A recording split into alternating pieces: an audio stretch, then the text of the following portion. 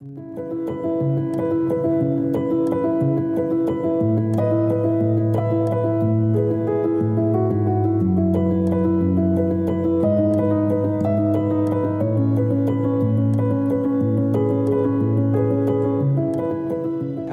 relocated up to Waikato from Taranaki, we're kind of coastal people, so we were looking around for a block of land that, sort of ticked the boxes. One of those boxes sort of had to have a water view, so the problem with around here, of course, is it's a fair way to get to the coast. So we came up to this location, and my wife and I, and yeah, we just fell in love with it.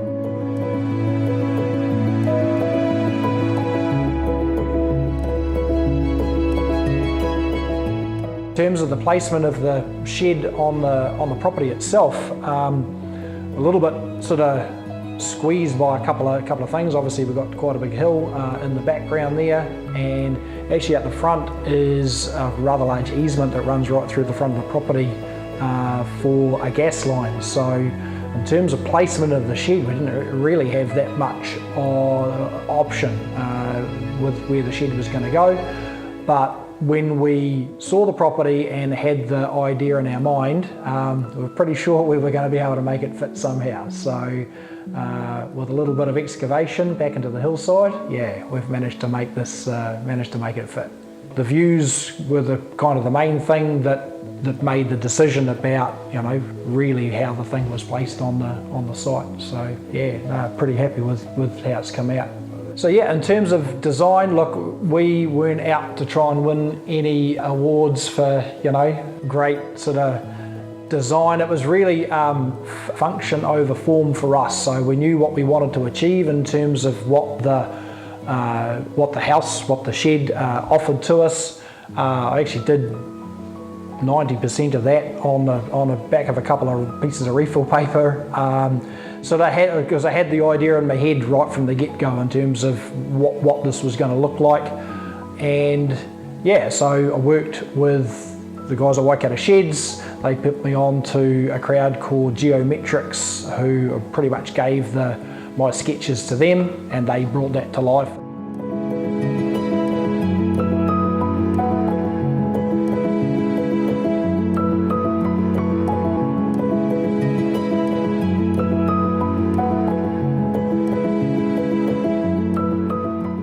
But yeah, a few things that we kind of wanted to put into the build. Again, yeah, these awesome double glazed joinery. It just makes the place nice and toasty. We've been in here through some fairly cold months just recently, and with the other big thing being the underfloor heating in the concrete pad, it's just toasty, man. You kind of think living in a shed is maybe not going to be an ideal experience. This is ideal. It's nice and toasty.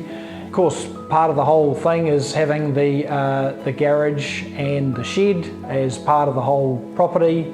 Yeah, look, I enjoy mucking around with a few toys, a few projects, and it was something that we wanted to be able to build all in one piece, so that we've got options later on, so that we can actually have another shed for another workshop. We've got the boats, jet skis, bikes, motorbikes, they just take up room. So a standard kind of house with a 6x6 garage just wasn't going to cut it. So, and given I want to have a bit of a workshop, that's the reason for the size of the shed, as part of the entire structure. Yeah.